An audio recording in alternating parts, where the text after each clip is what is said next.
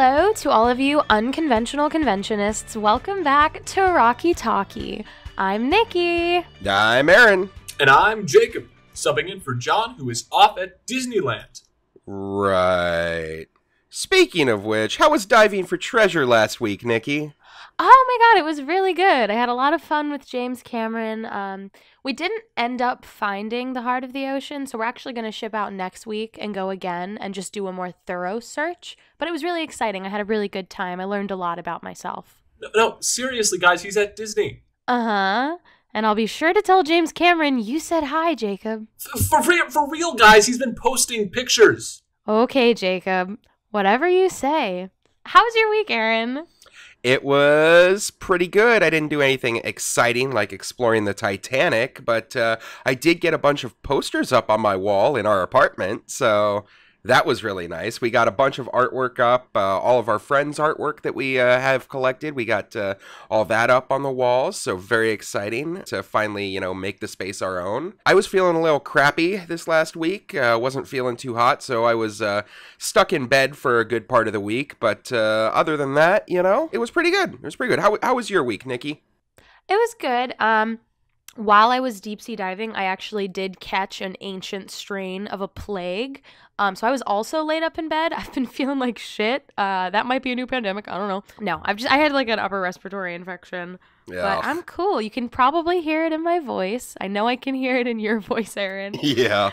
So it's gonna be like sexy voice Rocky Talkie. Here it is. But no, I didn't really do that much this week. I just hung out. How are you, Jacob? We've never been on air together like this. This is very exciting. I know, it's a whole new world. I know. How are you? I am doing great. Last night, I was at a bar with Meg and Aaron and some other people, and there was this girl there. Her name was Ariel, but she is not the Ariel from your cast, totally separate person. And she told me about this job she had working for the Tribeca Film Festival and for the interactive element of the Tribeca Film Festival. And there was this horror game that she got to play there that was VR. And at the beginning of the game, you say your name. And throughout the game, at certain points, you hear your name yelled back at you in a variety of voices, ages, genders. And she said for like weeks after she played that game, she kept thinking that she heard other people say her name in like her regular life and was like terrified constantly about it. And made me really excited to, I don't know. I'm probably never going to play that game because it's VR and I'm poor, but maybe someday. Jacob! What? Jacob. Oh my god, guys, what's happening? Oh. Jacob! Boo! I'm a ghost. Oh no, that's exactly what I think ghosts sound like. That's a story. Well, all right. With that, let's just get started with our first segment. Jacob! Oh boy. Global news.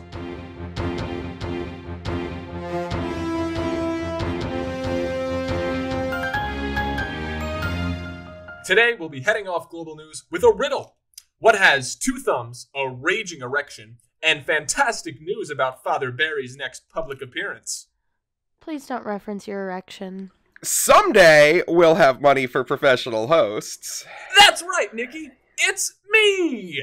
You may remember last year the 45th tour, which came with Barry himself, was sort of canceled due to COVID. Some dates were slashed out, but others were kept, and Barry even met some Shadowcasters, including me and everyone else at FNS. It was a great time. However, COVID mandates are still in the process of lifting, and theaters are opening back up. So Barry's back on the road for the Let's Do the 45th Anniversary Spectacular Tour again. Of course, with the in-home camera system I've installed in his Florida condo, I already have an intimate knowledge of my BB's schedule, but for the rest of you, here are the details.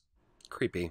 The Let's Do the 45th Anniversary Spectacular Tour again will be shown multiple nights across various theaters, complete with a full unedited cut of the movie, live Shadowcasters, a costume contest, memorabilia display, Barry himself, and more. Live Daddy B, what more could you want? So far, we've seen tickets for the tour on 6 different dates. The Capitol Theater in Flint, Michigan on October 21st, the Fox Performing Arts Center in Riverside, California on October 22nd, on the 24th at the College Street Music Hall in New Haven, Connecticut, Plus, we've also got the Santander Performing Arts Center in Reading, Pennsylvania on October 29th, the Hard Rock Cafe in Atlantic City on October 30th, and lastly on October 31st at the Entertainment and Sports Arena in Washington, D.C. If you're around any of those theaters in October, you should definitely check it out. I'll certainly be there, waiting for my turn with Barry. We should definitely link up. Jacob, no one wants to help you make Barry Bostwick feel uncomfortable. You don't know. And speaking of uncomfortable... Next up, we've got a super exciting immersive experience coming to Houston, Texas for one night only. Time Warp World! Oh my god, oh my god, oh my god. Time Warp World is an all-new, reimagined, interactive fan celebration inspired by cult and sci-fi movies from the past. It contains all things Rocky Horror, classic rock and roll records, and the referential remix nature of pop culture. Time Warp World invites audiences to explore backstage and behind the scenes of the most iconic characters, settings, and stories of all time to uncover new meaning and unknown secrets from the making of your favorite Hollywood movies and musicals. Don't dream it, be it. In real 360-degree immersive environments depicting a rich and dynamic universe of science fiction, horror films, chart-topping hit records, and surprises around every corner.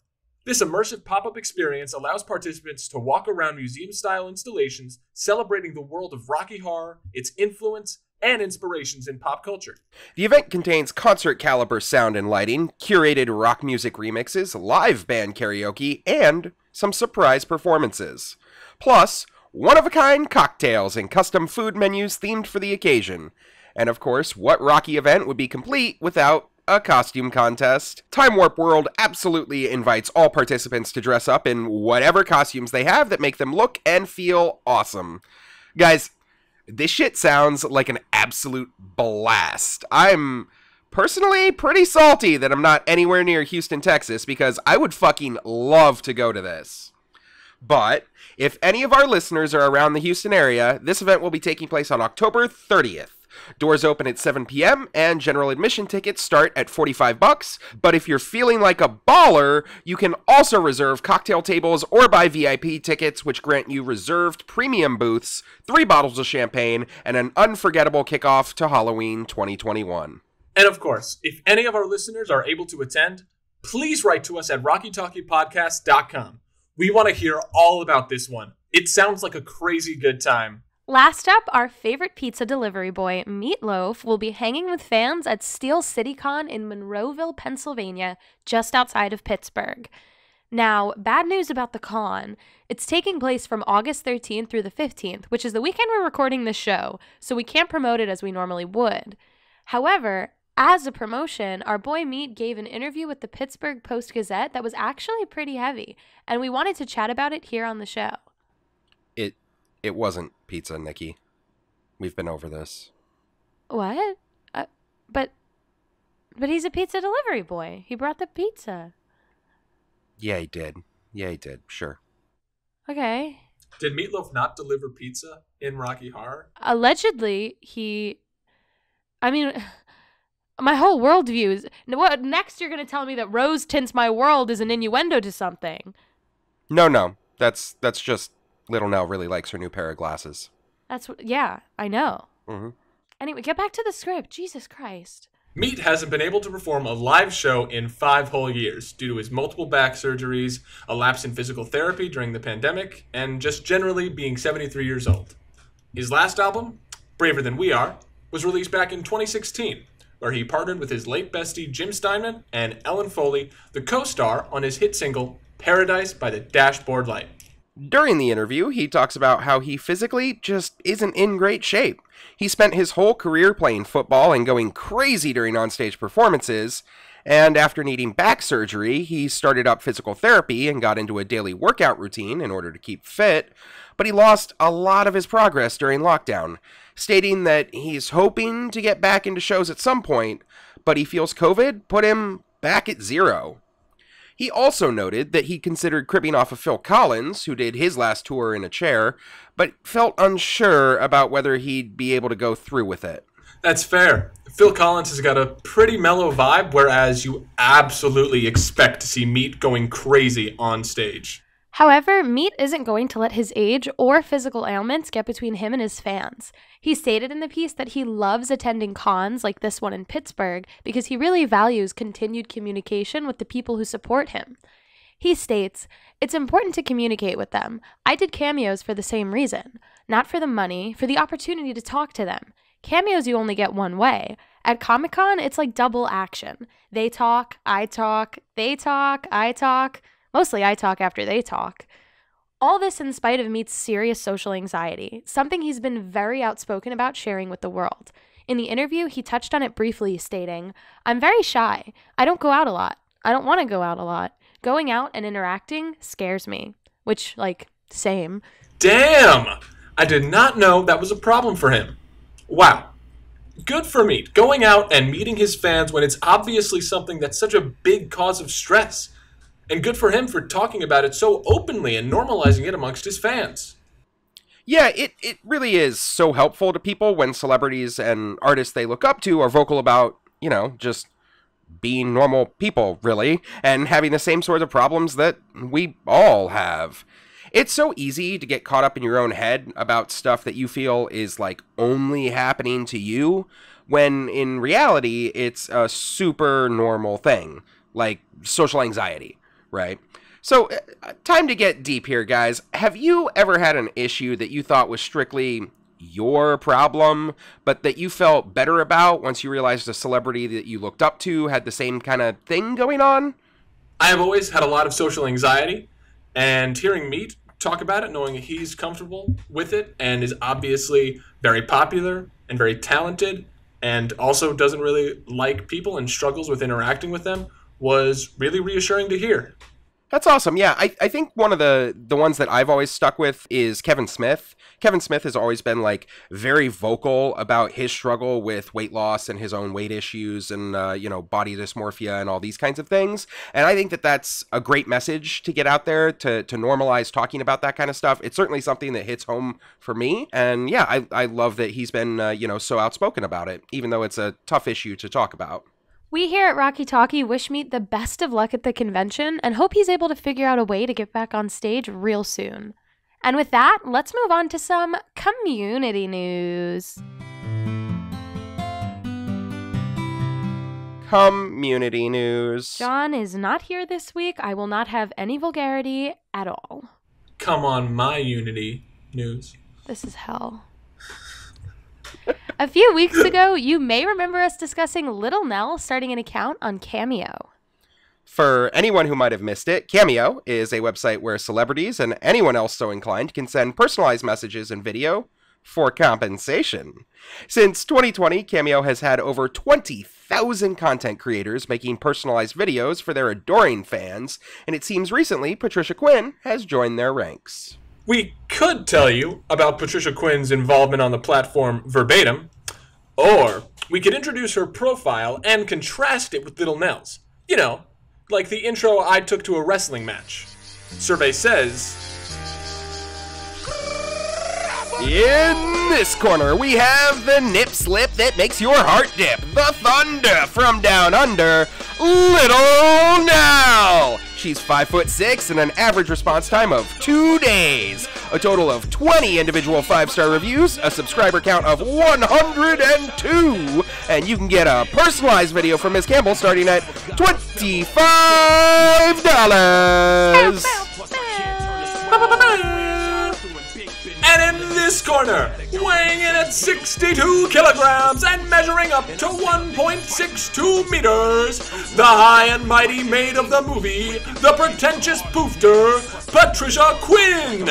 She has an average response time of 5 days, 3 individual 5-star reviews, 67 subscribers, and you can get your very own maid-themed video starting from $150.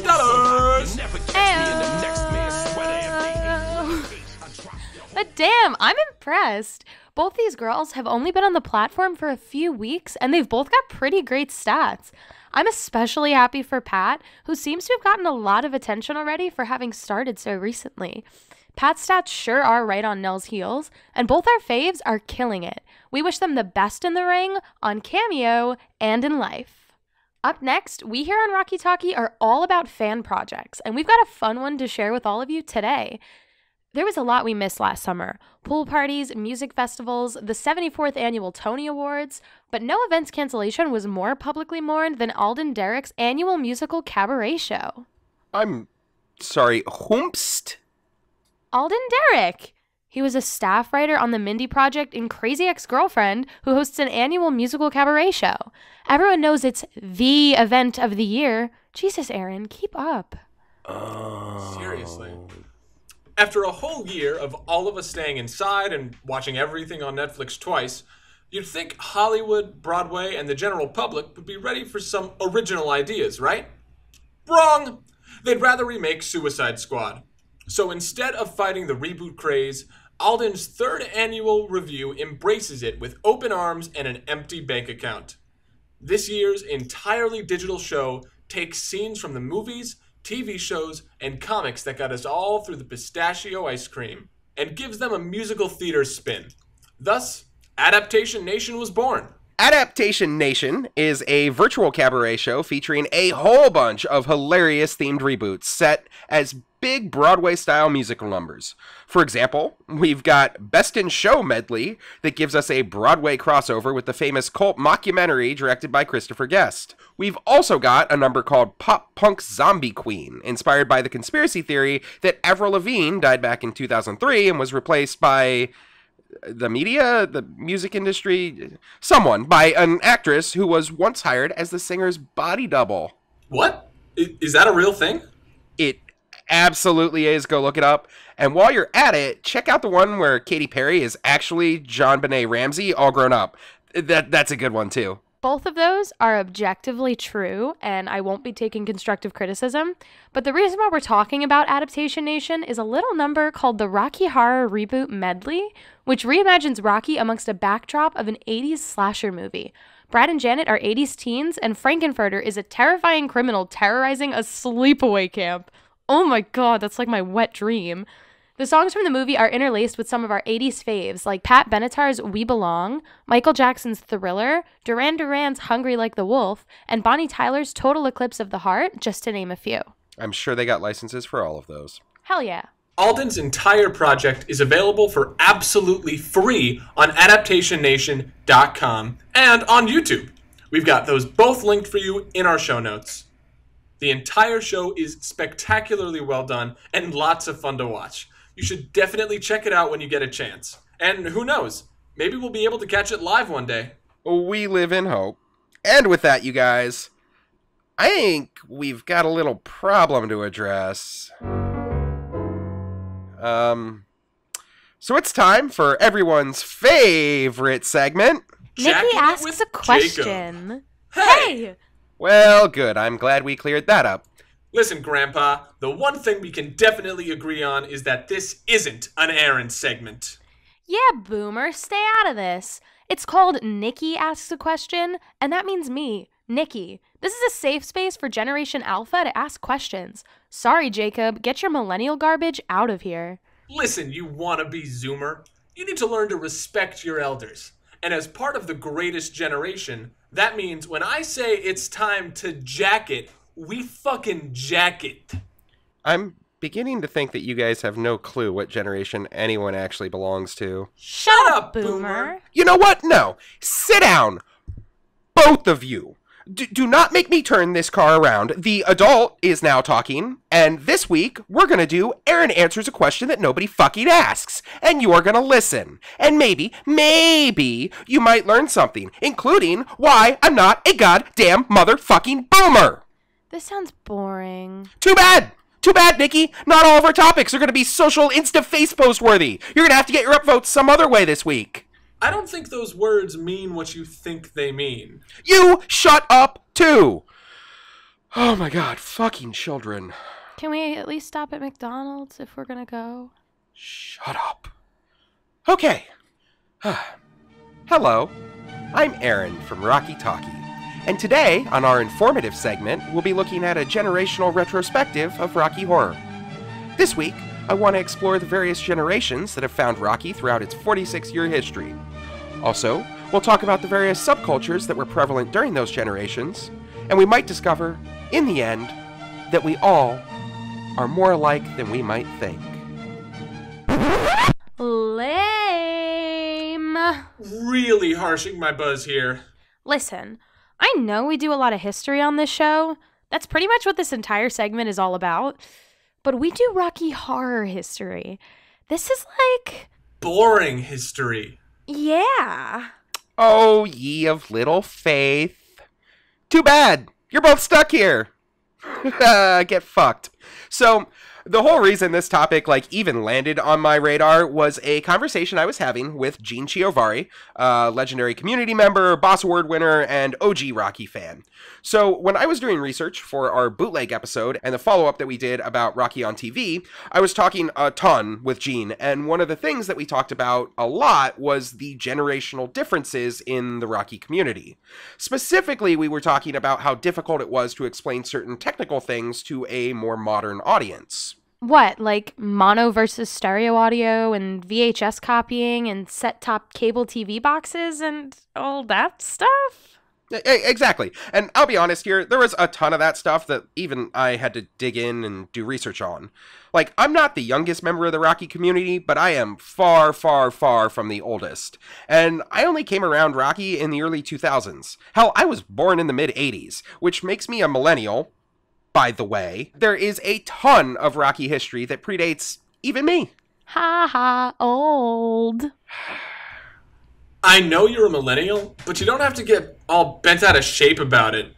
I can't help it. As a part of Gen Z, I like to push buttons. Any buttons. Nintendo controller buttons. Smartphone buttons. Or the buttons on fragile little millennial egos, Grandpa. Got him. LMAO! I'll let that one slide. That was pretty good. Yeah, Jacob and I are pretty close in age, but we are definitely of the most recent named generation that has come to Rocky. Nicki called herself Generation Alpha before, but we all know that's not even close. Those kids are 10 years old. And while I'm sure there's some 10-year-olds that could handle Rocky, let's be real, they're still half a decade away from showing up in our theaters and asking to join cast. Aw, so you guys do know. That's great. So, okay, let's start here and work backwards, shall we? What would you guys say are some of the defining aspects of your generation that drew you guys to Rocky? I mean, for me, Rocky was definitely a good avenue to meet people. Some of my closest relationships that I have now were forged through Rocky. I think that's definitely something that a lot of our generation struggles with. We're the most connected generation in history, well, barring the upcoming generation. I can't remember a time where I didn't have access to the internet or the ability to chat with my peers online. All of the games I've played over the years have inherent social aspects to them. You're always in chat, talking with other people, but you aren't making a ton of real social connections. It's not like the 80s and the 90s where you might go hang out at the mall and get some sody pop, youngster, and just chill and chat with anyone who was around. It's so easy to be laser focused and constantly fed entertainment that I found Rocky a great relief from that. For a couple evenings every weekend, I could go be silly and hang out with a bunch of people screaming at a movie screen, and everyone wasn't sitting there glued to their phones the entire time. I've said it before on the show. I very much wanted to join my cast because I thought these people were awesome. But over the last 3 years of being on cast, I've definitely gotten a lot out of it that I wasn't necessarily expecting. On a whole, Jacob in my generation has a lot less work experience throughout high school. Rocky was awesome for that. Building relationships in a more structured environment, feeling the weight of responsibility and putting on a performance. And compared to prior generations, I know that we're given a much shorter leash, much more protected. We were raised with second-generation tales of stranger danger and constant monitoring of our location through sharing locations on our phone, which my mom still does to me, even though I'm an adult and I pay taxes. Anyway. That was insane to me when I first heard about it from people your age. I had no idea that anyone actually shared their location on their phone all the time, let alone it was a thing parents made their kids do. There were years when I was a kid when I would run off through the neighborhood all day long and only have to be back by dinner. Not exactly a full-on latchkey kid like some of the children of the 80s, but definitely not this 24/7 surveillance. And, well, Rocky was great as a respite from that. I got a dose of freedom. They knew I was at the movies with some friends, but it also felt a little more risque than what I thought they might allow. I find it very funny that when I joined cast, I kept the role that I joined as a secret for months before I debuted because I was terrified to tell my mom that I was going to be playing Janet because I was like, there's no way she's going to go for it. I'm going to be on stage in a bra and a slip. She's going to lose her mind. And I literally right before I debuted considered putting together a magenta costume and just biting the bullet. And then I just sat down with my mom one day and I was like, I just want to let you know that I'm going to play Janet and you need to be okay with that. And she did not give a fuck. This caused me so much stress for months. And I think that that's very funny. That's pretty good. But aside from that, Rocky's a place that aligns a lot better with our generation's values than some other places. I'm not saying there aren't stupid racist Zoomers out there, but the average person my age is a lot more tolerant, a lot more open towards people of different cultures and identities. And Rocky didn't even feel transgressive in that way to me. Yeah, it definitely felt like a place that was in line with my values, and those of a lot of people my age. Not a place that was subverting the norm. Obviously, on a wider perspective, it is subverting the norm, but that's only because society, statistically, has to account for all those old homophobic assholes who all wish it was still 1955. However, I do think, and correct me if I'm wrong here, guys, that your generation has a lot more safe spaces from all those hostile assholes than previous generations have found. And this is what I mean about subcultures. For my generation, the millennials, Rocky was the place for big tent kind of acceptance. You know, all-encompassing. Not a tiny tent, like a big tent? Like one you would get at Home Depot, industrial sized. Exactly. Wait, one of those tents with the rooms in it and shit? Right. Oh, it has a living room and 2 adjacent sleeping rooms. God damn, hell yeah. Big tent. Fuck right. it. Because at Rocky, you had goths, and you had emo kids, and punks, and ravers, all alongside the wider gay community that were drawn to Rocky as a safe space for acceptance. And that history stretches back into Generation X, and it stretches back into the boomers. Rocky was a place for all kinds of subcultures. But now, I think that there's just a lot more inclusion all around in the wider world. That's fair. You have all kinds of communities that are very open about inclusivity. The gaming community, the cosplay community, anime, and other fandoms.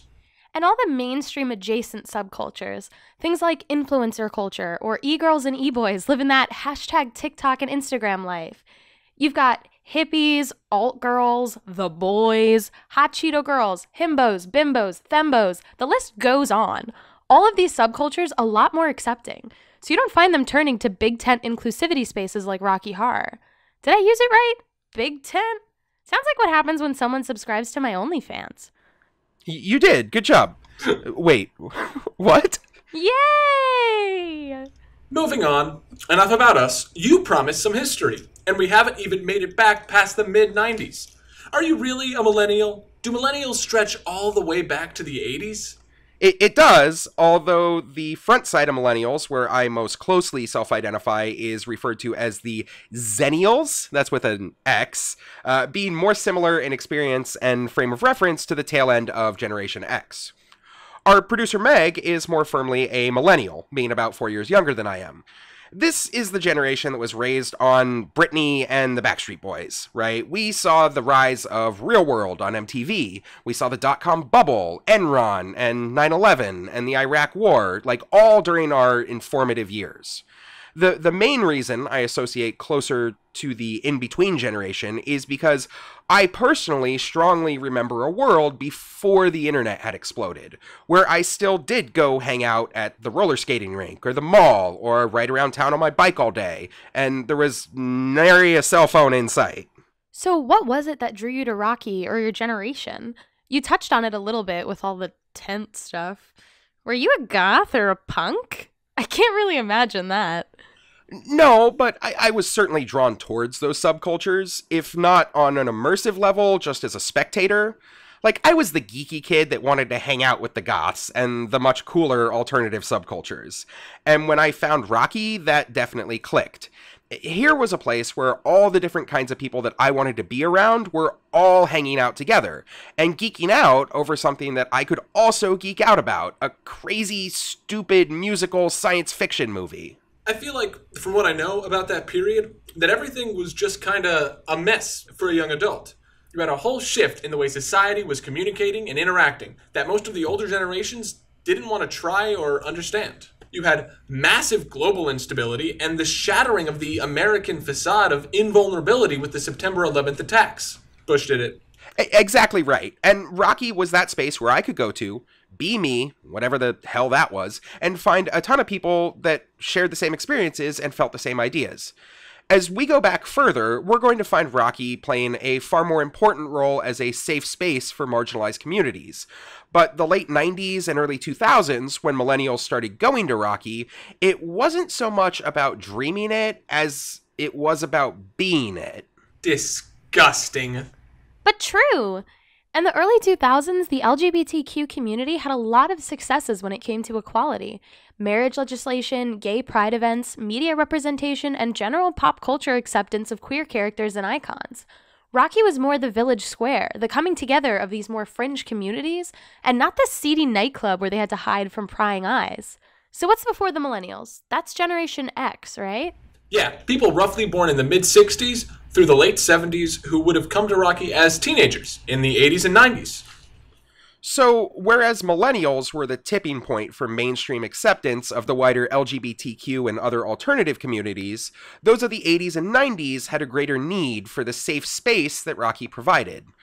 Out-and-out proudness was not yet accepted, and there was a general sense of sexual caution and moral panic in the mainstream towards the kinds of communities that were welcome at Rocky. And that's not just alternative LGBTQ lifestyles, just general sexual freedom and openness, right? This was an era that was just rife with slut-shaming, where the kink and fetish communities were far too weird for polite company, and where mainstream media still made gay men the butt of almost every joke. And you had a huge mobilizing issue, and while scary as fuck, kind of binding force with the HIV/AIDS epidemic. And this was alongside a crazy cultural backdrop. You had the fall of the Soviet Union, Tiananmen Square, and the First Gulf War, all alongside the birth of MTV, the spark of the computer revolution in the Macintosh and personal computing, and the rise and fall of disco. All of those things unified a lot of these subgroups alongside the wider LGBTQ culture, and Rocky was a great space to celebrate that unification against the common enemy of misinformation and prejudice. It seems like Rocky kind of filled a coming-of-age need for sexuality amongst Generation X in general. Brad and Janet could express their emerging desires. So too could Gen X, taking what they saw on screen and projecting it on culture at large. You had disco fans and metalheads and punks and goths and computer geeks and sci-fi and horror fans and everyone else! You know? Big tent style. Just like in my pants. All within a safe space without judgment and certainly without Tipper Gore. I know who that is. Who? She's a cunt, that's all you need to know. Okay, well, I guess that brings us to, the boomers. And the first generation of Rocky. Because boomers were born between the mid-40s and the mid-60s. That's obviously a pretty wide range, and something to note, as you go further back in generations, the age range becomes more encompassing, with a generation expanding from spanning 10 to 15 years to more like 15 to 20 years. Either way, this is the generation that created Rocky. The earlier side of the generation, that Richard O'Brien and Tim Curry and everyone else who made Rocky belongs to, and the later half of the generation that encompasses the first generation of Rocky Horror fans. Which is kind of boggling when you think about it. This is the same generation that experienced the Cold War, learning in school how to hide under their desks to thwart a nuclear attack, that saw live on television the assassination of Kennedy and Martin Luther King. They saw a man land on the moon and the struggle of the civil rights movement and the absolute horror of the war in Vietnam. And culturally, the earliest of the generation were the first to see modern rock and roll in Elvis and the Beatles, and many were at the right age to be involved in the hippie movement and flower power in the mid to late 60s. The boomers were also the force behind the beginning of the gay rights movement. With the Stonewall riots in '69, you saw the powder keg that spawned the modern movement. This marked the beginning of gay activism and created a media focus on the gay community. And right alongside it was Rocky Horror. It offered those on the younger side of the generation, the first Shadowcasters and audience members, a safe space when so many other places were not friendly to freedom and self-expression. This was an era when it was still illegal to be gay in many parts of the world, and when a man walking down the street in high heels would suffer ridicule or more likely violence. This was when Don't Dream It, Be It meant exactly that, and the first generation of fans embraced it, reveled in it, and made Rocky into its own subculture, and cast as wide of a net as possible looking for those other marginalized groups. They pitched a big tent, if you pardon the expression. I regret teaching you that. Not the first time I've heard someone say that, especially you. So, really, and I know that this will get an eye roll, but we've got the boomers to thank for the beginning of Rocky. And I certainly don't mean that to say that anyone is right if they wish Rocky was like it was back then, just to acknowledge that someone had to be there to set up the tent and to get all of us clowns into the circus. Someone definitely set up my tent and put all the clowns inside of it. All of them? Every single clown, just jam-packed. Hell, there's a lot of other aspects of the boomer mindset that you can see directly apply to Rocky. Boomers were the great consumers. They became famous for spending every dollar they earned, with 2 cars in every garage and a chicken in every pot. It's no wonder that Rocky was one of the first fandoms that spawned such massive merchandising. This was before Star Wars and before pop culture consumerism. The boomer spending habits fueled the world economy, and in part, you have to acknowledge how that shaped the fanaticism around the Rocky Horror phenomenon. You could own it all. You could buy every button and own every poster. See, I told you Aaron was a boomer. Holy shit, Aaron, you do buy a lot of fucking posters and shit. I will concede on that point, but only that point. I am a boomer tier collector. So that's it, right? Rocky didn't exist before the boomers, so... Well, almost. Throwing it back to the conversation that started me down this whole path, one of the most interesting things that Gene pointed out about those very early days was that while, yes, the boomers were the generation that primarily spawned the Rocky phenomenon, it wasn't just the boomers. There were plenty of people in that audience that came from earlier generations. There were some from the silent generation, the woefully underappreciated group born during the Great Depression, whose outlook on life had to have been pretty bleak during their informative years, and for whom Rocky would have appeared to be this decadent and indulgent wonderland. But even, Gene reminded me, there were some from the greatest generation. That's the people who grew up in the Depression and then fought in World War II and later became the parents of the boomers. Many would have been in their late 40s and 50s by the time Rocky came around, but I guess that's not all that unusual, even now in the community. As Gene pointed out, I imagine it was a bit of a throwback for many of those from the greatest generation. In their youth, they may have experienced the experimental Nouveau Theater or the Bauhaus movement of the 20s and 30s, so Rocky, nearly half a decade later, may have come as an eclectic throwback to that sort of entertainment, for them. That's pretty cool. To think that there was a point in Rocky history where you had literal Nazi-punching badasses, flower power hippies, disco freaks, drag queens, and the entire LGBTQ spectrum all in one theater, all calling Brad Majors an asshole and Janet a slut. It must have been a really big tent. Oh. And that's our show. We want to thank Gene Giovari for sharing some insights with us, and the Big Tent for being a great euphemism all throughout this episode. If anyone has a question they'd like us to answer on air for Nicki Asks a Question, or some community news they'd like us to talk about, or even just a cool story to share with the community, we would love to include it on our show. Just go to our website, rockytalkiepodcast.com, and fill out our contact form to tell us about it.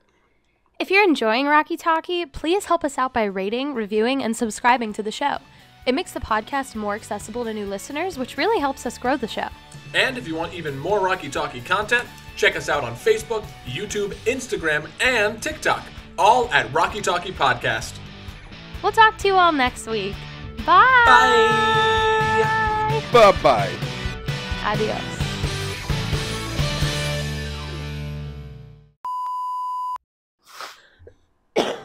Hold on. Sexy sinus infection break. Mm-hmm. Oh. Oh my god. phlegm time. Okay. For Hitler and Germany. Germany. What? Springtime. You- for you- Hitler and Uh-huh. Germany. You said phlegm time, but you did it in a way that made me think we were getting into a musical number. Okay. Anyway. Moving on. They didn't remake Suicide Squad. It was a sequel, but okay. It was not a no. They disagree. It was a sequel. It's a sequel. Disagree. It's a sequel. It's a sequel. Disagree. It's a sequel. In my heart of hearts, I disagree. The Suicide Squad is to Suicide Squad what Shock Treatment is to Rocky Horror. No, because It's an equal. No, because the Shock Treatment didn't try to put Rocky Horror under the rug. Like the Suicide Squad I is vote we kill Jacob. DC Comics doesn't care about your feelings, Jacob. Does Yeah, DC Comics what say he it's a said. sequel? Yeah. Yes. Ah, so stupid. They're wrong. Artists don't get to tell you how to interpret their art. It's not a Anyway, sequel. whatever. So, speaking of artists, Record scratching. Sexy voice time. And, well, Rocky was great as... What the fuck is that word? respite. Respite. Respite? Respite. Respite? You can't even pronounce it. I can write it. She's God. got you there. There She it does. And where mainstream media still made gay men the butt of almost every joke. Haha, That was a gay. poor choice of words. I know it was. Hey guys. Yeah. This episode, Yeah. it was real intense. Oh my god. I'm quitting the show. Good night. You did the thing. I did the thing.